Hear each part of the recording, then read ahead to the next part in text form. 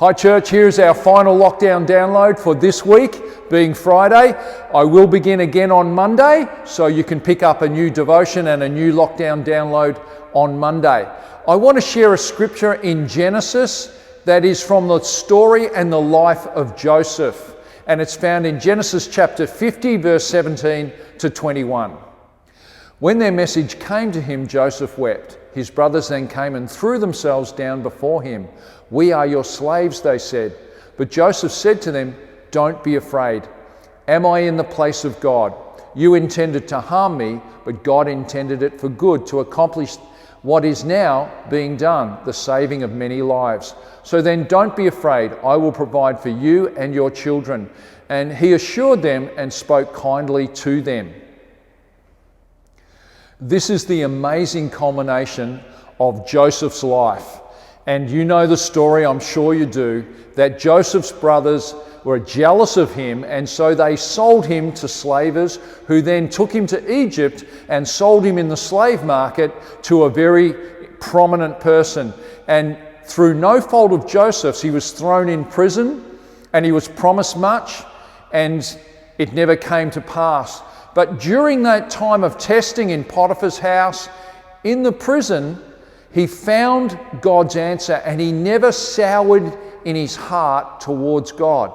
God then gave him that interpretation of a dream, and he was, of course, exalted and lifted up by God into a position of prominence in Egypt.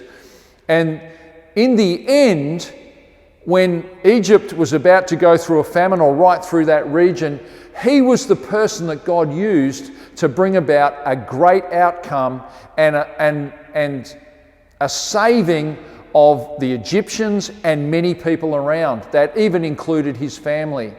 What an amazing story, and only God can bring good out of evil like that. You know, whatever you're going through right now, commit it to God.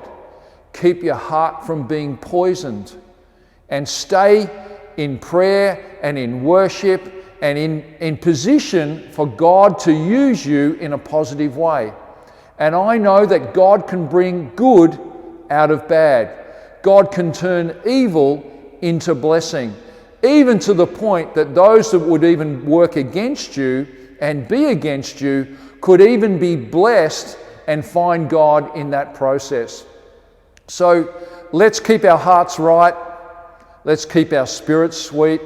Let's stay connected to Jesus during this time and treat people well, and look for what God is going to bring about through our lives that is going to be good and be a blessing. God bless you. Have a great weekend, and I look forward to seeing you on Sunday online, and I'll be back on Monday with a lockdown download.